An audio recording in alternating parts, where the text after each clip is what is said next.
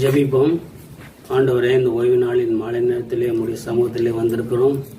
உம்முடைய வசனங்களை தியானிக்கும் பொழுது நீர் பேசும், மற்றவர்களுக்கும் ஆசீர்வாதமாக இருக்கத்தக்கதாக உதவி செய்யும்.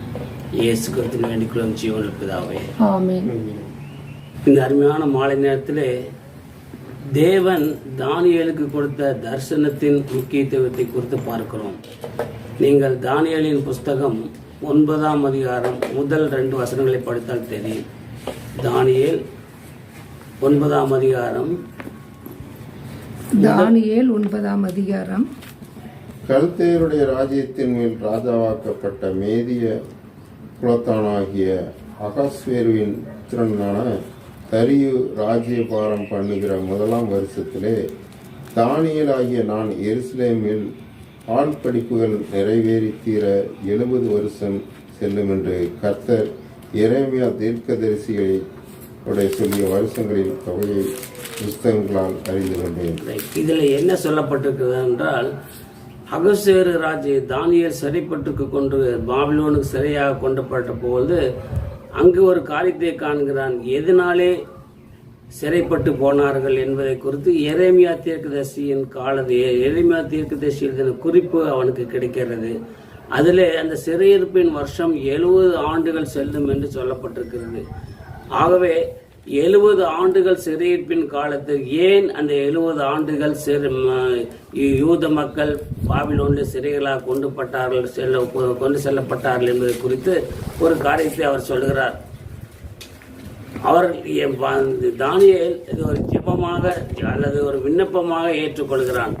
எப்படி என்றால், எதனாலே பாபிலோனுக்கு சிறைகளாக கொண்டு போகப்பட்டார்கள், ஆகவே அது ஜனங்களுக்கு ஒரு மீட்பு இல்லையா என்பதை குறித்து அவர் ஒரு ஜெபித்து கொண்டிருக்கும் பொழுது அவர் தேவனை நோக்கி ஜெபிக்கிறார். அதற்காக அவர் என்ன செய்கிறார் என்றால், ஆதியிலே இருந்து இஸ்ரவேல் ஜனங்கள் எப்படியெல்லாம் தேவனுக்கு விரோதமாய் பாவம் செய்தார்கள், எப்படியெல்லாம் தேவனுடைய வசனத்திற்கு கீழ்ப்படியாமல் போனார்கள், மோசேயினுடைய நியாயப்பிரமாணத்திற்கு எப்படி செவி கொடுக்காமல் போனார்கள் என்பதை குறித்தெல்லாம் இஸ்ரவேல் ஜனங்களும் யூதா ஜனங்களும் தேவனுக்கு விரோதமாக செய்த பாவத்தை அறிக்கையிட்டு மன்னிப்பு கேட்டு தேவ சமூகத்திலே மன்றார். ஏனென்றால் இந்த சிறையிருப்பின் காலம் எப்பொழுது முடியும், இந்த சிறையிருப்புக்கான காரணம் என்பதை குறித்து தானியேல் தேவனிடத்திலே ஜெபிக்கிறார்.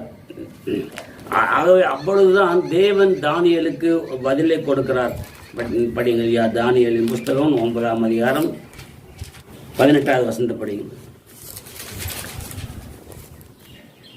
என் தேவனே, உம்முடைய செவியை சாய்த்து கேட்டருளும், உம்முடைய கண்களை திறந்து எங்கள் ஆளிடங்களையும் உமது நாமம் தரிக்கப்பட்டிருக்கிற நகரத்தை பார்த்துதலும். நாங்கள் எங்கள் நீதிகளை அல்ல, உம்முடைய மிகுந்த இரக்கங்களையே நம்பி எங்கள் விண்ணப்பங்களை உமக்கு முன்பாக செலுத்துகிறோம். 20வது படி. இப்படி நான் சொல்லி ஜெபம் பண்ணின என் பாவத்தையும் என் ஜனமாகிய இஸ்ரவேலின் பாவத்தையும் அறிக்கையிட்டு என் தேவனுடைய பரிசுத்த பர்வதத்துக்காக என் விண்ணப்பத்தை என் தேவனாகிய கர்த்தருக்கு முன்பாக செலுத்திக் கொண்டிருந்தேன். தானியேல் இஸ்ரவேல் ஜனங்கள் அல்லது இஸ்ரவேல் ஜனங்களும் யூத ஜனங்களும் தேவனுக்கு விரோதமாக எப்படிப்பட்ட பாவத்தை செய்தார்கள் என்பது அதனாலே 70 ஆண்டு சிறையிருப்பை உணர்ந்து ஆண்டவர் தானியேல் அந்த ஜனங்களுக்காக அவர் செய்த பாவத்திற்காக தேவ சமூகத்திலே மன்றாடி பாவத்தை அறிக்கையிட்டு மனந்திரும் தேவனிடத்திலே மன்னிப்பு கேட்கிறார். அது மட்டுமல்ல, இந்த காலம் எவ்வளவு நாட்கள் செல்லும், ஏன் இப்படிங்கிறதெல்லாம் அவர் கேட்கிறார். 21வது வசனத்தை படிங்க.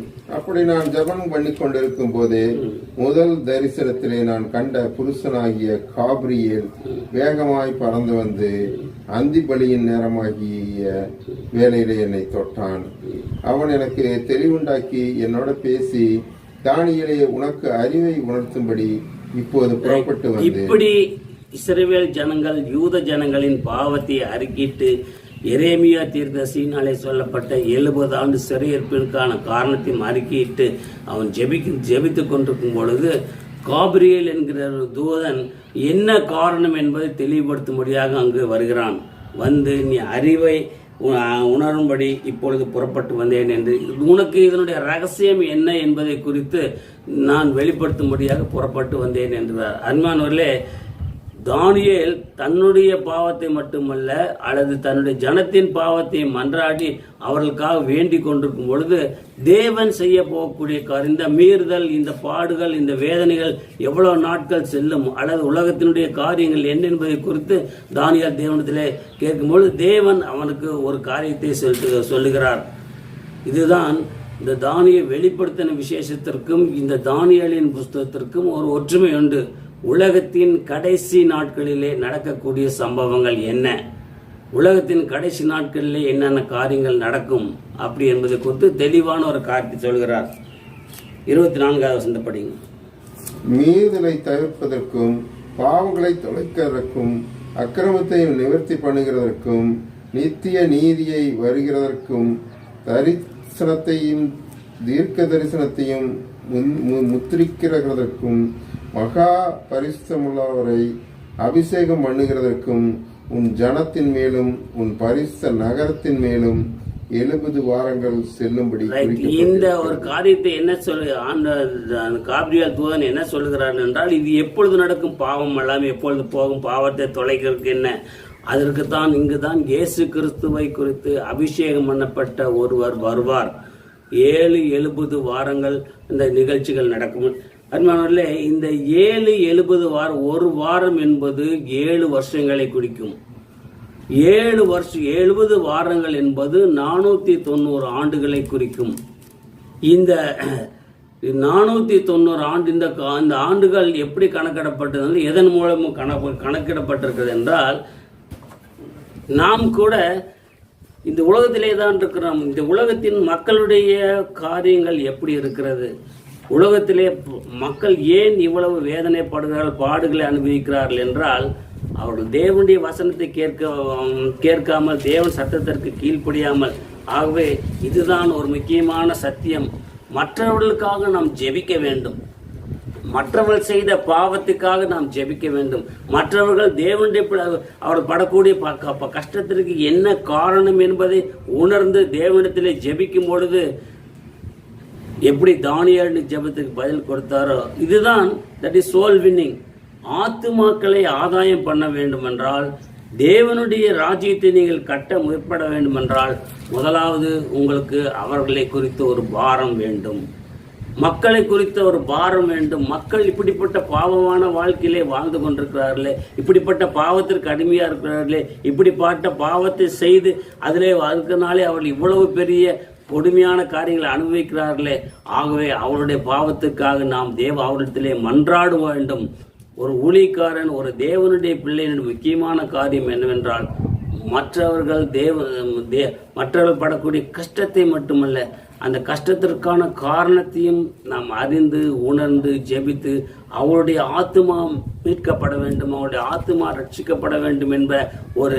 ஏனென்றால் இந்த தானியேல் அந்த எருசலேம் நகரத்தை குறித்த ஒரு தரிசனம், இஸ்ரவேல் ஜனங்களை குறித்த ஒரு பாரம், அவர் முற்பதாக்கள் எப்படியெல்லாம் தேவனுக்கு ரோமா செய்த பாவம் என்பதை குறித்து அறிந்து உணர்ந்து, ஆண்டவரே இப்படிப்பட்ட காரியத்திற்கு என்ன காரணம் என்பதை குறித்து, இதையெல்லாம் எப்பொழுது நீர் விடுதலை ஆக்குவீர், எப்பொழுது மக்களுக்கு மீட்பை கொடுப்பீர் என்பதை குறித்து அவர் ஜெபிக்கிறான். ஆனால் அவன் ஜெபித்தது சரிதான், ஆனால் தேவன் அவனுக்கு என்ன ஒரு பரிணை கொடுத்தார் என்ற படியை பார்க்குங்க. 21வது வசனம்.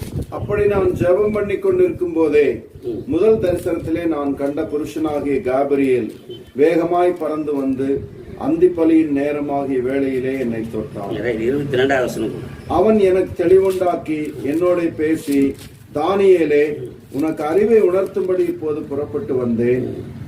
23வது. நீ மிகவும் பிரியமானவன், ஆதலால் நீ வேண்டிக் கொள்ள தொடங்கின போதே கட்டளை. தானியேல் என்ன ஜெபித்தானோ, என்ன தேவனிடத்திலே வேண்டிக் கொண்டானோ, அந்த காரியத்தை அவன் வேண்டிக் கொள்ளும் பொழுதே அங்கு தேவனிடத்திலிருந்து ஒரு கட்டளை பிறப்பிக்கப்பட்டது. தேவனிடத்திலிருந்து பிறந்த ஒரு கட்டளை என்னவென்றால், அதே வசந்த படிங்க. நான் அதை அறிவிக்க வந்தேன். இப்போதும் சொல்லுகிற வார்த்தை நீ கவனித்து கேட்டு தரிசனத்தை அறிந்து கொள். மீறுதலை தவிர இயேசு கிறிஸ்துவை குறித்த ஒரு காரியம். அவர் இஸ்ரவேல் ஜனங்களுக்கு சொன்ன காரியம் மட்டும் இது. இயேசு கிறிஸ்துவை மேசியா என்கிற ஒருவர் வருவார். அவர் வந்து மக்களுடைய பாவத்திற்கும் யூத ஜனங்களுடைய பாவத்திற்கும் மற்றவருடைய பாவத்திற்கும் ஒரு மீட்பை கொடுப்பார் என்பதை குறித்த ஒரு தெளிவான காரியத்தை அந்த வசந்த படிங்க. மீறுதலை தவிர்க்கிறதற்கும் பாவங்களை தொலைக்கிறதற்கும் அக்கிரமத்தை நிவர்த்தி பண்ணுகிறதற்கும் நித்திய நீதியை வருவிக்கிறதற்கும் தரிசனத்தையும் தீர்க்க தரிசனத்தையும் உத்தரிக்கிறதற்கும் மகா பரிசுத்தம் உள்ளவரை அபிஷேகம் பண்ணுகிறதற்கும். இதுதான் எல்லாவற்றிலும் முக்கியமான ஒரு மகா அபிஷேகம் பண்ணப்பட்டவரை அல்லது முத்தரிக்கப்பட்டவரை, பாவத்தை செய்த மனுஷனுக்கு ஒரு மீட்பை கொடுக்கும்படியாக பரிசுத்த அபிஷேகம் பண்ணப்பட்ட ஒருவர் வருவார். உன் ஜனத்தின் மேலும் உன் பரிசுத்த நகரத்தின் மேலும் 70 வாரங்கள் செல்லும். இங்குதான் தேவனுடைய சித்தம் வெளிப்படுகிறது. தானியேல் இப்படி ஜெபித்துக் கொண்டிருக்கும் பொழுதுதான் ஆண்டவர் நீ உலகத்திலே செய்ய போகக்கூடிய காரியம் என்ன என்பது, இந்த காரியங்கள் எல்லாம் இந்த 70 வாரங்கள் என்பது உலகத்தின் முடிவு நாட்களில் சொல்லப்படும். உலகத்தின் கடைசி நாட்களிலே நடக்கக்கூடிய காரியம் என்னவென்றால், முதலாவது என்ன சொல்லுகிறார் என்றால் 70 வாரங்கள். ஒரு வாரம் என்பது 7 வருஷத்தை குறிக்கும். 70 வாரங்கள் என்பது 490 வருஷங்களை குறிக்கும். 70 வாரங்கள் என்பது ஒரு வருஷம் என்பது 7 வருஷத்தை குறிக்கிறது. 7 வருஷம் 70 வாரங்கள் என்பது 490 ஆண்டுகளை குறிக்கும். இந்த காலம் எப்பொழுது ஆரம்பிக்கும், இந்த காலம் எப்பொழுது தொடங்கும் என்பதற்கும் அவர் ஒரு காரியத்தை சொல்கிறார். 25வது வசனத்தில் படி, இப்போதும் நீ அறிந்து உணர்ந்து கொள்ள வேண்டியது என்னவென்றால், எருசலேமை திரும்ப எடுப்பித்து கட்டுகிறதற்கான கட்டளை வெளிப்படுவது முதல் பிரபுவாகிய மோசே வருமட்டும் 7 வாரமும், மேசியா வருமட்டும் 7 வாரமும். இந்த காலம் எப்பொழுது ஆரம்பிக்கும் என்றால், எருசலேமை திரும்ப கட்ட ஆரம்பிக்கும். நெகேமியா பாபிலோனிலிருந்து எருசலேமுக்கு வந்து எருசலேமின் மதில்களை திரும்ப கட்ட ஆரம்பிக்கக்கூடிய நாட்கள். அதாவது எருசலேமின் 2 வகையான காரியம். ஒன்று, மதில்களை கட்டினார்கள், அது 52 நாட்களோட முடிந்து விடுறது. ஆகவே அந்த 52 நாட்கள் எருசலேமுடைய மதில்கள் மட்டும் 52 ஆண்டுகள், 52 நாட்கள். மற்ற 7 வாரங்கள் என்பது எருசலேமை சுற்றியுள்ள நகரங்கள் எடுத்து கட்டப்படுவதற்கு 7 வாரங்கள் செல்லும். அப்போ 7 7 49 ஆண்டுகள் முடிந்தது. அதற்கு பின்பு 62 வாரங்கள். எது வரைக்கும் படிங்க? மேசியா வரும் மட்டும் 7 வாரமும் 62 வாரமும் செல்லும். ரைட், மேசியா வரும் வரைக்கும் 62 வாரமும் செல்லும். 26 வீதிகளும் அலங்கங்களும் மறுபடியும் கட்டப்படும். ஆனாலும் இடுக்கமான காலங்களில் இயேசு கிறிஸ்துவினுடைய பிறப்பை குறித்த ஒரு கற்பனைக்கு வாருங்கள். இயேசு கிறிஸ்துவினுடைய பிறப்பின் காலத்தில் எருசலேமில் எப்படிப்பட்ட ஒரு சூழ்நிலை இருந்தது? அது சமாதானம் உள்ள நாட்களாக இருந்தது. அங்கே ஒரு பிரச்சனையுமே இல்லை. இயேசு கிறிஸ்து வரும்பொழுது எருசலேம் நன்றாக செழிப்பான ஒரு சூழ்நிலை இருந்தது. ஆனால் இந்த 26 படிங்க. அந்த 62 வாரங்களுக்கு பின்பு மேசியா சங்கரிக்கப்படுவார். 62 வாரங்களுக்கு பின்பு மேசியா சங்கரிக்கப்படுவார். அப்ப முதல் 7 வாரம் பிளஸ் 62 வாரம். அப்ப மொத்தம் எத்தனை வாரம்? 483 ஆண்டுகள். 400, அதாவது எருசலேம் தேவாலயத்தை அல்லது நகரம் கட்டப்படுவதற்கு ஆரம்பித்து முதல் கொண்டு மேசியா சங்கரிக்கப்படும் வரைக்கும் 483 ஆண்டுகள் ஆகிவிட்டது. இது இயேசு கிறிஸ்து இந்த காலத்தை என்ன சொல்கிறார்கள் என்றால் ஒரு கிருபையின் காலம் என்று சொல்லப்படும். கொஞ்சம் கவனிச்சுக்குங்க. இயேசு கிறிஸ்து சிலுவையிலே மரித்ததனாலே தான் பாவத்திற்கு ஒரு முடிவு உண்டாயிற்று. இயேசு கிறிஸ்து சிலுவையிலே மரித்ததனாலே மட்டும்தான் இந்த பாவம் செய்த மனுஷனுக்கு ஒரு மீட்பு கிடைத்தது. ஆகவே இப்பொழுது அந்த கிட்டத்தட்ட 483 ஆண்டுகள் முடிந்து விட்டது. எப்பொழுது என்றால் அந்த மேசியா சிலுவையிலே சங்கரிக்கப்பட்ட பின்பு 483 ஆண்டுகள் முடிந்து விட்டது. மீண்டு ஒரே ஒரு வாரம் தான் இருக்கும். இந்த 69வது வாரத்திற்கும் 70வது வாரத்திற்கும் ஒரு இடைப்பட்ட காலம் இருப்பதாக வேத அறிஞர்கள் சொல்கிறார்கள். அதுதான் கிருபையின் காலம், நாம் இருக்கக்கூடிய காலம். இயேசு கிறிஸ்து சிலுவையிலே அறைந்ததினாலே மட்டும்தான் அதன் முதல் இதுவரைக்கும் இயேசு கிறிஸ்து பாவத்திலும் அவரை ஏற்றுக்கொண்ட மக்களுக்கு மீட்பையும் ரட்சிப்பையும் அந்த 483 ஆண்டுகளுக்கு பின்பு ஒரு கிருபையின் காலம் அல்லது சபையின் காலம் இது எதற்காக வைக்கப்பட்டிருக்கிறது என்றால் மனுஷன் மனம் திரும்புவதற்கும் இயேசு கிறிஸ்துவின் ரத்தத்தினாலே பாவங்கள் கழுவப்படுவதற்கும் இயேசு கிறிஸ்துவை அறியாத புறஜாதிகளுக்கு மீட்பை கொடுப்பதற்கும் இந்த கிருபை நாம் இருப்பது இப்பொழுது கிருபையின் காலம் அல்லது சபையின் காலம் என்று சொல்லப்பட்டிருக்கிறது. ஆகவே இந்த கிருபையின் காலம் எப்பொழுது முடியும் என்றால் இயேசு கிறிஸ்துவினுடைய ரகசிய வருகைக்கு பின்பு, ரகசிய வருகை வரைக்கும் இந்த கிருபையின் காலம் இருக்கும். சபை ஏற்றுக்கொள்ளப்பட்ட பின்பு அல்லது தேவனுடைய பிள்ளைகள் ஏற்றுக்கொள்ளப்பட்ட பின்பு அதுவரைக்கும் இந்த கிருபையின் காலம் சபையின் காலம் இருக்கும். ஏனென்றால் அந்த ரகசிய வருகை வரைக்கும் நீங்கள் படிங்க. தெசலோனிக்கேயர் 1 தெசலோனிக்கேயர்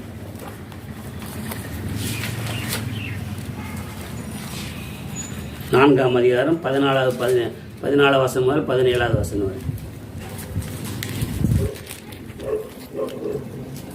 அப்படியே இயேசு கிறிஸ்துவினுடைய தேவன் அவருடைய கூட கொண்டு வருவார். கர்த்தருடைய வார்த்தையை முன்னிட்டு நான் உங்களுக்கு சொல்கிறதாவது, கர்த்தருடைய வருகை மட்டும் உயிரோடு இருக்கும் நாம் நித்திரை அடைந்தவர்களுக்கு குந்திக் கொள்வதில்லை.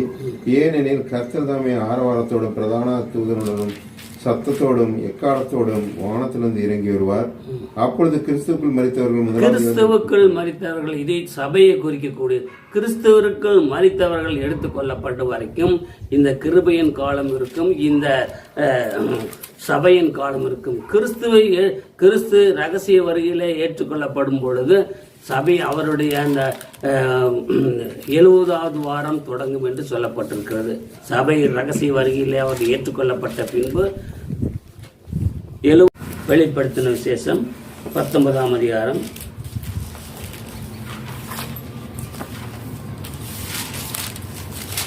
வெளிப்படுத்துறது 19ஆம் அதிகாரம் 11வது படி.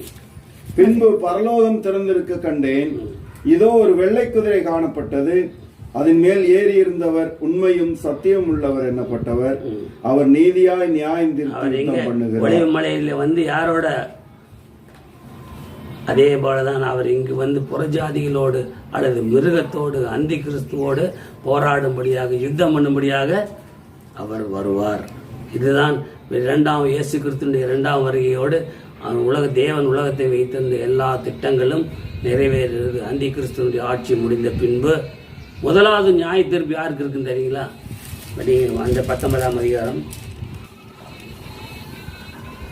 20வது வசனத்தை படிங்க. அப்பொழுது மிருகம் பிடிக்கப்பட்டது. மிருகத்தின் முன்பாக செய்த அற்புதங்களால் அதன் முத்திரையை தரித்தவர்களையும் அதன் சொரூபத்தை வணங்கினவர்களையும் மோசம் போக்கின கள்ளத்தீர்க்கதரிசியும் கூட பிடிக்கப்பட்டான். இருவரும் கந்தகம் எரிகிற அக்னி கடலிலே உயிரோடு. முதலாவது நியாய தீர்ப்பு அந்தி கிறிஸ்து, அதுதான் மிருகம் என்று சொல்லப்பட்டிருக்கு. அது எப்பொழுது வரும், என்றைக்கு வரும்னால சொல்ல முடியாது. முதலாவது அந்த ட்ரிபுலேஷன் ஆன்டி ட்ரிபுலேஷன்ல மிகுந்த உபத்திரப்பட்ட மக்கள்,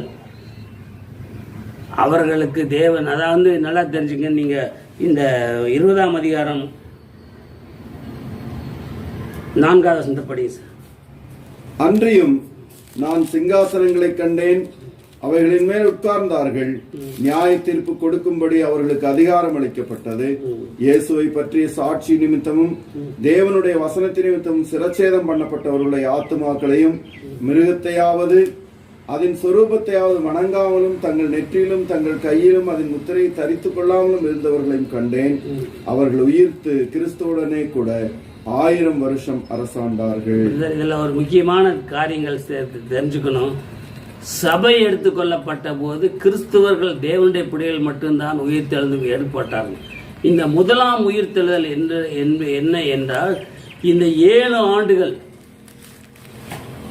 ட்ரிபுலேஷன் பீரியட், 7 ஆண்டு காலத்தில் கிறிஸ்துவுக்காக வைராக்கியம் மிருகத்தையாவது அது சொரூபத்தையாவது வணங்காத தேவனுடைய நிமித்தமாக அவர்கள் கொலை செய்யப்பட்டவர்கள் முதலாவது எழுந்திருப்பார். கிறிஸ்துவின் நிமித்தம் மரணம் அடைந்தவர் தான் எழுந்திருப்பார்கள். இதுதான் முதலாம் உயிர்த்தெழுதல்.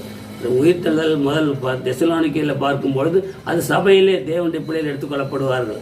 ஆனால் முதலாம் உயிர்த்தெழுதல் என்பது தெளிவாக தெரிந்துக்கணும். இந்த ட்ரிபுலேஷன் பீரியட்ல 7 ஆண்டு அந்தி கிறிஸ்துவின் ஆட்சி காலத்திலே தேவனுக்கு என்று வைராக்கியமாக இருந்து மிருகத்தையாவது அதன் சொரூபத்தையாவது வணங்காத மக்கள் இயேசு கிறிஸ்து எங்கே வரும் பொழுது, ஒலிவ மலையிலே வரும்பொழுது முதலாவது அவரோட கூட எழுந்திருப்பார்கள். இதுதான் முதலாம். மற்ற படிங்க, அடுத்த வசந்த படிங்க. மரணமடைந்த மற்றவர்கள் அந்த 1000 வருஷம் முடியும் அளவும் உயிரடையவில்லை. இயேசு கிறிஸ்துவை ஏற்றுக்கொள்ளாதவர்கள், மிருகத்தை வணங்கினவர்கள், மிருகத்தின் சத்தத்திற்கு செவி கொடுத்தவர்கள் உயிரோடு எழுப்பப்படவில்லை. அவர்கள் எது வரைக்கும் 1000 வருஷம் அரசாட்சி முடிக்கும் வரைக்கும் அவர்கள் உயிர்த்தெழுதல் அவர் மிகவும் பாதாளத்திலே தான் இருந்தார்கள். அன்பானவர்களே, என்ன என்றால் தானியேலுக்கு தேவன் சொன்னக்கூடிய ஒரு முக்கியமான காரணம், தானியேல் எதை கருத்து பேசுகிறார் என்றால், தன்னுடைய ஜனங்கள் தன்னுடைய இப்படி சிறையை பேசும்பொழுது அவருடைய மனந்திரும்புதலும் அவருடைய பாவத்தை குறித்து அறிக்கிற பொழுது அவர் இயேசு கிறிஸ்து பிதாவாகிய தேவன் காபிரியலை கொண்டு இயேசு கிறிஸ்துவனுடைய காலத்தை குறித்து சொல்கிறார். அதான் சொன்ன 490 மொத்தம் 483 ஆண்டுகள் முடிந்து விட்டது. இந்த 7வது வாரத்தோட 490 ஆண்டுகள். 7 × 70 490 ஆண்டுகள். 7 × 70 வாரங்கள் என்பது 490 ஆண்டுகள். அதோடு தேவனுடைய சித்தம் நிறைவேறும். இதுதான் முக்கியமான காரியம். அன்பானவர்களே, இதில் இன்னொரு விஷயம் என்னவென்றால், இப்பொழுது நாம் இருக்கிறது கிருபையின் காலம். இந்த சபை எப்பொழுது ஏற்றுக்கொள்ளப்படும் என்பது நமக்கு தெரியாது. அல்லது இயேசு கிறிஸ்து அல்லது ரகசிய வருகிற எப்பொழுது வருவார் என்பதை குறித்து நமக்கு தெரியாது. இது கிட்டத்தட்ட இயேசு கிறிஸ்து கொலை செய்யப்படுவது வரைக்கும் 483 ஆண்டுகள் ஆகிவிட்டது. அதுக்கு தான் சில உதாரணங்களை தானியேலுக்கு தேவன் வெளிப்படுத்துகிறது. இது எப்பொழுது ஆரம்பிக்கும் என்றால், எருசலேம் தேவாலயம் திரும்ப கட்டப்படும் பொழுதும், எருசலேம் நகரம் திரும்ப கட்டப்படுவதும் ஆரம்பித்து மேசியா கொலை செய்யப்படுவதற்கு வரைக்கும் கிட்டத்தட்ட 483 ஆண்டுகள் முடிவும். அந்த 483 ஆண்டுகள் என்பது கிட்டத்தட்ட 63 வாரங்கள். 63 வாரங்கள் கழித்து தான் இயேசு கிறிஸ்து சிலுவையிலே அறையப்பட்டார். ஆனால் அந்த 63 வாரங்களுக்கும் 70வது அந்த இயேசு கிறிஸ்து சிலுவையிலே அறையப்பட்ட காலத்திற்கும் இயேசு கிறிஸ்துவனுடைய 2ஆம் வருகைக்கும் ஒரு இடைப்பட்ட காலம் உண்டு. அதுதான் நம்ம இருக்கக்கூடிய காலம். ஏனென்றால் இயேசு கிறிஸ்து சிலுவையிலே மரித்ததினாலே தான் மீறுதல்களை தொலைக்கப்பட்டது. பாவம் செய்த மனுஷனுக்கு ஒரு மீட்பு கிடைத்தது. பாவம் செய்த மனுஷன் மீட்பை அடையக்கூடிய வழியை இயேசு கிறிஸ்து காட்டினார். இது என்னாலும் கிடையாது. இது எது வரைக்கும் கிடைக்கும் என்றால், இயேசு கிறிஸ்துடைய ரகசிய அல்லது சபையை ஏற்றுக்கொள்ளப்படும் வரைக்கும், அல்லது சபை ஏற்றுக்கொள்ளக்கூடிய காலம் வரைக்கும் இந்த சபை எந்த அளவுக்கு எப்பொழுது ஏற்றுக்கொள்ளப்படும் என்பது நமக்கு தெரியாது. அல்லது இயேசு கிறிஸ்து எப்பொழுது ரகசிய வருகிறதும் என்று நமக்கு தெரியாது. அது வரைக்கும் அதற்குள்ளாக மனுஷன் தன்னை உண்டாக்கின தேவனிடத்திலே சேர்ந்து கொள்ள வேண்டும். மனுஷன் தன்னை உண்டாக்கின தேவனை அறிந்து கொள்ள வேண்டும். மனுஷன் தான் செய்த பாவத்திற்கு இயேசு கிறிஸ்து ரத்தத்தினாலே மீட்பை இயேசு கிறிஸ்து தானியேலுக்கு வெளிப்படுத்தின முக்கியமான உலகத்தின் இறுதி நாட்களிலே என்ன நடக்கும், உலகத்தின் முடிவு எப்பொழுது இருக்கும், உலகத்தின் முடிவுக்கு காரணம் என்ன எப்பொழுது முடிவு வரும் என்பதை குறித்த ஒரு தெளிவான சத்தியத்தை தானியேலுக்கு தேவன் வெளிப்படுத்தினார். இந்த கிருபையின் காலம் எவ்வளவு நாட்கள் நீடிக்கும் என்று சொல்ல முடியாது. இந்த கிருபையின் காலத்திலே நாம் இருக்கிறோம். அல்லது தேவன் இன்னும் எவ்வளவு நாட்களுக்கு இந்த கிருபையின் காலத்தை வைத்திருக்கிறார், அல்லது தேவன் எவ்வளவு நாட்களை கொண்டு கழித்து இந்த சபையை தம்மோடு ஏற்றுக்கொள்கிறார் என்பதை குறித்து நாம் தெரிந்து கொள்ள முடியாது. அது ஆண்டவர் மட்டும்தான் தெரிந்து. ஆனால் ஒன்று, சபை ஏற்றுக்கொள்ளப்பட்ட பின்பு ஒரு வாரம், அதுதான் கடைசி தானியேல் 9ஆம் அதிகாரத்தில் அந்த கடைசி வசனத்தில் படிங்க பார்க்குவோம். தானியேல் 9:27 அவர் ஒரு வாரம் அளவும் அநேகருக்கு அவர் என்று சொல்லக்கூடியது இங்கே அந்தி கிறிஸ்துவை சொல்லப்பட்டிருக்கிறது, அல்லது மிருகத்தினுடைய ஆட்சியை குறித்து சொல்லப்பட்டிருக்கிறது. அந்த மிருகத்தின் ஆட்சி ஒரு வாரம் நடக்கும். உடன்படிக்கை உறுதிப்படுத்தி அந்த வாரம் பாதி சென்ற போது பலியும் காணிக்கையும் ஒளிய பண்ணுவார். அருவருப்பான செட்டைகளோட பாலாக்குகிறவன் வந்து இறங்குவான். இதுல என்ன சொல்ல, பாதி என்று சொல்லும் பொழுது இந்த உபத்திரவ காலம் 2 வகையாக பிரிக்கப்படுகிறது. ஒன்று ட்ரிபுலேஷன் பீரியட், உபத்திரவ காலம். 2வது மகா உபத்திரவ காலம். இதுதான் இந்த பாதியிலே என்கிற அர்த்தம் என்னவென்றால் 7 ஆண்டுகளிலே 3.5 ஆண்டுகள் உபத்திரவ காலமாகவும் மற்ற 3.5 ஆண்டுகள் மகா உபத்திர காலமாகவும் இருக்கும் என்று சொல்லப்பட்டிருக்கிறது. அந்த உபத்திர காலம் முடிந்த பின்புதான் இயேசு கிறிஸ்து ஒலிவ மலையிலே, பிதாவாகிய தேவன் ஒலிவ மலையிலே, நம் சகரையில படிச்சு ஒலிவ மலையிலே வந்து இறங்கி தம்முடைய பிள்ளைகளை அவரோடு ஏற்றுக்கொள்வார். அப்பொழுது எதற்காக வந்து இருக்கிறார் என்றால், தம்முடைய பிள்ளைகளை வஞ்சித்தவனை, சத்துருவை அல்லது மிருகத்தை, அந்த மிருகம் யாரு யாருக்கெல்லாம் ஒன்று சொல்ல முடியாது. அந்தி கிறிஸ்து என்பதை யார் என்று சொல்ல முடியாது. அந்தி கிறிஸ்து வருவார், ஆனால் அவனுடைய ஆட்சி வெளிப்படுத்தின விசேஷம்.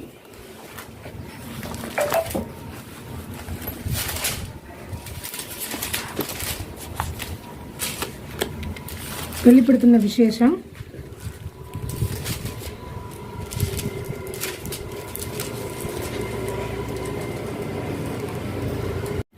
மிருகத்தின் முன்பாக அந்த அற்புதங்களை செய்யும்படி தனக்கு கொடுக்கப்பட்ட சத்துவத்தினாலே பூமியின் குடிகளை மோசம் போக்கி பட்டயத்தினாலே காயப்பட்டு பிழைத்த மிருகத்திற்கு ஒரு சொரூபம் பண்ண வேண்டும் என்று பூமியின் குடிகளுக்கு சொல்லிற்று.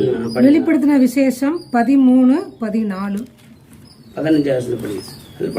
மேலும் அம்மிருகத்தின் சொரூபம் பேசத்தக்கதாகவும், மிருகத்தின் சொரூபம் எப்படிப்பட்டது என்றால் பேசத்தக்கதாகவும், மிருகத்தின் சொரூபத்தை வணங்காத யாவரையும் கொலை செய்யத்தக்கதாகவும், மிருகத்தின் சொரூபத்திற்கு ஆவியை கொடுக்கும்படி அதற்கு சத்துவம் கொடுக்கப்பட்டது. அது சிறியோர் பெரியோர், ஐஸ்வர்யவான்கள், தரித்திரர், சுயாதீனர், அடிமைகள், இவர்கள் யாவரும் தங்கள் தங்கள் வலது கைகளிலாவது நெற்றிகளிலாவது ஒரு முத்திரை பெறும்படிக்கும் அந்த மிருகத்தின் முத்திரையாவது அதன் நாமத்தையாவது அதன் நாமத்தின் லக்கத்தையாவது தரித்துக் கொள்ளுகிறவன் தவிர வேறொருவனும் கொல்லவும் விற்கவும் கூடாது. என்ன ஒரு காரியம் என்னென்றால், அந்த மிருகத்தின் ஆட்சி இருக்கும் பொழுது அந்த மிருகத்தின் முத்திரையை தரித்துக் கொண்ட மக்கள் மட்டும்தான் ஒரு பொருளை வாங்கவோ விற்கவோ அல்லது பொருளுடைய காரியங்கள் செய்ய முடியுமே ஒழிய, அந்த மிருகத்தின் முத்திரையை தரிக்காத மனுஷனுக்கு ஒரு பொருளையும் வாங்க முடியாது, விற்க முடியாது. ஆகவேதான் தேவன் முதலாவது யாருக்கு நியாய தீர்ப்பு கொடுக்கிறார் என்றால் அந்த மிருகத்துக்கு தான் நியாய தீர்ப்பு செலுத்துகிறார். பட் அதான் 19ஆம் அதிகாரத்தில் படித்தோம். 19வது வசனப்படி, இந்த 20வது வசனப்படி. அப்பொழுது மிருகம் பிடிக்கப்பட்டது. மிருகத்தின் முன்பாக செய்த அற்புதங்களால் அதன் முத்திரையை தரித்தவர்களையும் அதன் சொரூபத்தை வணங்கினவர்களையும் மோசம் போக்கின கள்ளத்தீர்க்கதரிசியும் கூட பிடிக்கப்பட்டான். இருவரும் கந்தகம் எரிகிற அக்கினி கடலிலே உயிரோடு. எதற்காக இயேசுக்கு பிதாவாகிய தேவன் மீண்டுமாய் அந்த ஒலிவ மலையிலே இறங்குகிறார் என்றால், இந்த புறஜாதிகள் அல்லது இஸ்ரவேல் ஜனங்களை வேதனைப்படுத்தின மக்களோடு யுத்தம் பண்ண, இஸ்ரவேல் மக்களுக்கு ஒரு விடுதலை கொடுக்க, அல்லது புறஜாதிகள் அல்லது மிருகமெல்லாம் தேவனை எதிர்த்து நின்று தேவனுக்கு விரோதமாய் போர் செய்ய வரும் பொழுது தேவன் அவர்களுக்கு விரோதமாய் இறங்கி போர் செய்யக்கூடிய ஒரு சூழ்நிலை இருக்கு. ஆகவேதான் முதலாவது மிருகத்தையும் அந்த சொரூபத்தையும் வணங்கின அல்லது கள்ளத்தரசிகளுக்கு, தீர்க்கதரிசிகளுக்கு தேவன் நியாய தீர்ப்பை கொடுக்கிறார். அப்பொழுதுதான் அதற்கு பின்புதான் மற்றவர்களுக்கு கொடுக்கப்படுகிறது. அருமையானவர்களே, இந்த தானியேலுக்கு வெளிப்படுத்தப்பட்ட காரியம் தேவன் உலகத்தின் கடைசி நாள் வரைக்கும் நடக்க வேண்டிய காரியம் என்ன, உலகத்தின் கடைசி நாட்களில் என்ன நடக்கும் என்பதை குறித்து சொல்லப்பட்டிருக்கிறது. எப்பொழுது அவனுக்கு அந்த காரியம் வெளிப்படுத்தப்பட்டது? எப்பொழுது அவனுக்கு அந்த காரியம் வெளிப்படுத்தப்பட்டது என்றால், அவன் அதற்குரிய பாரத்தை உடையவனாயிருந்தான். அந்த பாவத்தை செய்ய அந்த ஜனங்கள் எப்படியெல்லாம் தேவனுடைய வசனங்களுக்கு விரோதமாய் காணப்பட்டார்களோ, அந்த மக்கள் ஒரு விடுதலை பெற வேண்டும் என்ற ஒரு காரியத்தை அவன் ஜெபித்துக் கொண்டிருக்கும் பொழுது மேசியா வருவார், மேசியா கொலை செய்யப்படுவார், ஜனங்கள் ரட்சிக்கப்படுவார்கள், தேவனுடைய பிள்ளைகள் ஏற்றுக்கொள்ளப்படுவார்கள், மீண்டுமாய் தேவன் வெளிப்பிரகாரமாக வருவார், அவருடைய சத்துருக்களுக்கு போர் செய்து நம்முடைய பிள்ளைகளுக்கு ஒரு மீட்பை கொடுப்பார் என்பதுதான் அந்த தானியேலுடைய அந்த முக்கியமான சரித்திரம். தானியேலுடைய முக்கியமான ஒரு காரியம் உலகத்தின் கடைசி நாட்களில் வெளிப்படுத்தல என்ன சொல்லப்பட்டிருக்கிறதோ அதை குறித்து தான் தானியேலுக்கு வெளிப்படுத்தப்பட்டது. அதோடு உலகத்தின் முடிவு, அது பின்பு மிருகத்துக்கு தண்டனை கொடுத்த பின்பு மனுஷனுக்கு நியாய தீர்ப்பு வரும். அது 1000 வருஷம் அரசாட்சி. 1000 வருஷம் அரசாட்சி முடிஞ்ச பின்பு தேவனுடைய நியாய தீர்ப்பு இருக்கும். நியாய தீர்ப்புக்கு பின்பு மனுஷன் தன்னுடைய கிரியைகளுக்கு ஏற்றபடி பலனை நரகத்திலே தள்ளப்படுவான். பாதாளம் என்பது இட் இஸ் எ டெம்பரரி. மரணமடைந்த ஒரு மனுஷன் போய் இப்போ தற்போது இருக்கக்கூடிய தண்டனை இட்ஸ் எ டெம்பரரி ஹெல், ஒரு தற்காலிகமான ஒரு இடம்தானே ஒழிய பாதாளம் என்பது பெர்மனன்ட் கிடையாது. மனுஷன் என்றால் தேவன் நீதியுள்ளவர். தேவன் நீதியுள்ள தேவன் எதனால் என்றால் மனுஷனுக்கு தண்டனை வழங்கும் முன்பு அவன் செய்த தவறை சுட்டி காட்டி தேவனுக்கு விரோதமாக அவன் எப்படிப்பட்ட பாவத்தை செய்தான் என்பதை உணர்த்தி காட்டி அப்போ பின்புதான் அவனுக்கு தண்டனை வழங்கப்படும். பைபிள் ஸ்டடி முடிந்தவுடன் ஒவ்வொருவருக்கும் ஏற்படும் சந்தேகங்களை மிஸ்டர் ஜான் செல்லத்துறை அவர்கள் தீர்த்து வைத்தார். ஆமென். மேலும் அதிக தேவ செய்திகளை கேட்டு ஆசீர்வதிக்கப்பட சரணன் ரோஜா ஊழியம் சேனலை சப்ஸ்கிரைப் செய்யவும், மற்றவர்களும் ஆசீர்வதிக்கப்பட ஷேர் செய்யுங்கள். லைக் பண்ணுங்க, ஷேர் பண்ணுங்க, மறக்காம சப்ஸ்கிரைப் பண்ணிருங்க, அந்த பெல் பட்டனையும் கிளிக் பண்ணிருங்க. God bless you.